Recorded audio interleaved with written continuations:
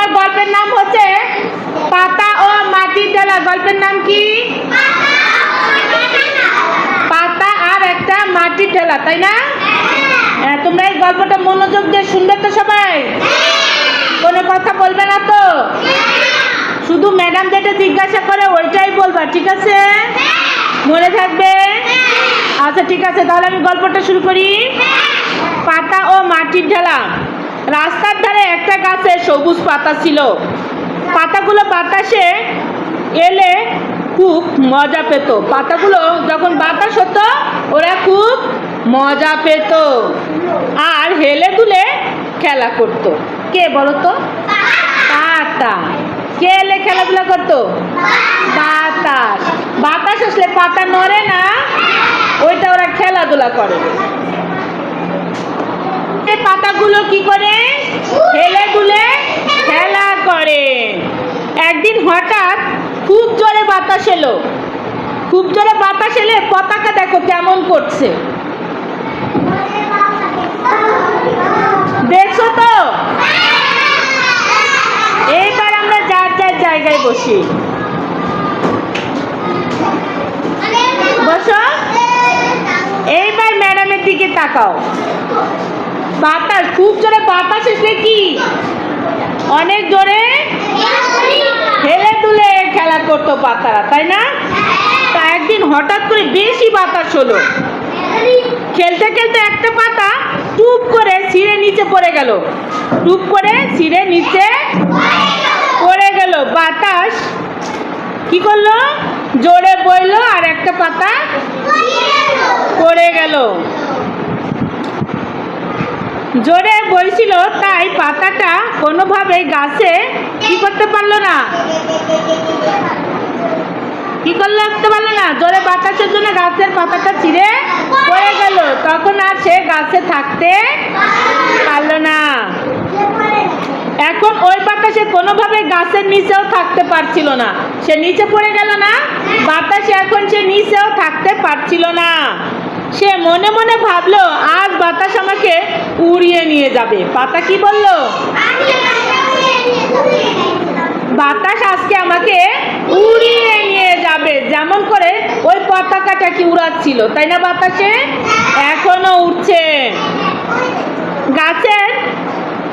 গাছের নিচে পড়েছিল একটা মাটির ঢেলা, একটা মাটির টুকরা। মাটির ঢেলা কি? একটা মাটির টুকরা। সে পাতার মনের কথা বুঝতে পারলো। পাতা মনের কথা বুঝতে পারলো। কে বুঝতে পারলো? মাটির ঢেলা।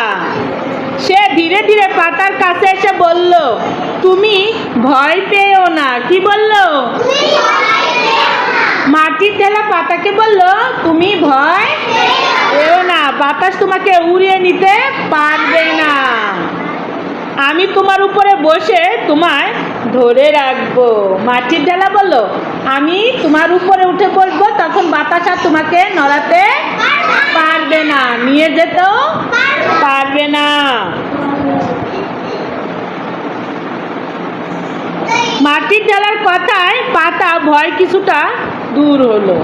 মাটির ঢেলার কথায় পাতার এখন একটু সাহস হলো, সে একটু ভয় কম পেল। মাটির ঢেলা পাতার উপরে বসলো, তাই পাতা আর কি করলো না, উড়লো না, বাতাস তাকে নিয়ে যেতে পারলো না। একটু পরে হঠাৎ করে বৃষ্টি শুরু হলো। একটু পরে হঠাৎ করে বৃষ্টি শুরু হলো। বৃষ্টি শুরু হতেই মাটির ঢেলা মনে মনে ভাবলো, বৃষ্টির জন্য আজ আমি হয়তো গলেই যাব। মাটির ঢেলা কি? মাটির টুকরা। বৃষ্টি যদি তার উপরে পড়ে কি হবে? গলে কি হয়ে যাবে? কাদা হয়ে যাবে, তাই না? হ্যাঁ। এখন বৃষ্টি দেখে মাটির ঢেলা বলতে লাগলো যে আজ আমি কাদা হয়ে যাব। মাটির ঢেলা বলল, আজ আমি গলেই যাব। তখন বৃষ্টি আসতে শুরু করলো। মাটির ঢেলা ভাবলো, আজ আমি গলেই যাব। বৃষ্টি শুরু হতেই মাটির ঢেলা মনে মনে ভাবলো, বৃষ্টির জন্য আজ আমি হয়তো গলেই যাব। পাতা মাটির ঢেলার মনের কথা বুঝতে পারলো।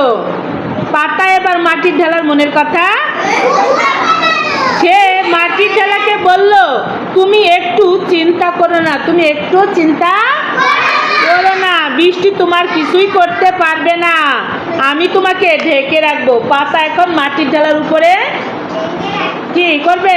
মাটির ঢেলাকে ঢেকে রাখবে। অমনি পাতা গিয়ে মাটির ঢেলাকে বৃষ্টি থেকে আড়াল করে রাখলো, মানে ছাউনি দিল মাটির ঢেলার উপরে। পাতাটা গিয়ে মাটির ঢেলার উপরে এভাবে বসে পড়লো। তখন বৃষ্টি আর মাটির ঢেলাকে ভিজাতে কি করলো না, বৃষ্টি মাটির ঢেলাকে গলাতে পারলো না। এবার মাটির ঢেলা পাতাকে বলল, আজ থেকে আমরা বন্ধু। বিপদে সাহায্য করছে, এখন থেকে তারা দুজন কি বন্ধু। আমরা একজন অন্যজনকে সাহায্য করেছি বলে আজ আমরা দুইজনে বন্ধু। এখন থেকে আমরা সব সময় একে অপরকে কি করব বলো তো? সাহায্য করব। কি করব? কেউ বিপদে পড়লে কি করব? সাহায্য করব। পাতা মাটির ঢেলার কথা শুনে খুব খুশি হলো। সেই থেকে তারা দুজন বন্ধু, সব সময় একে অন্যকে সাহায্য করে। তাহলে আমরা বন্ধুরা বিপদে পড়লে সাহায্য করব না? কে কে করবো? হাত তুলো তো। গুড, ভেরি গুড, সবাই সাহায্য করব, তাই না? পাতা ও মাটির ঢেলার মতো প্রথমে এই পাতাকে বাতাস থেকে কে রক্ষা করেছিল? মাটির ঢেলা বলতে হবে। আর বৃষ্টি থেকে পাতা কাকে রক্ষা করেছিল? মাটির ঢেলাকে। অনেক সুন্দর বলছো, ধন্যবাদ তোমাদের। আজকে গল্প এইখানেই শেষ। একটা হাততালি দাও সবাই।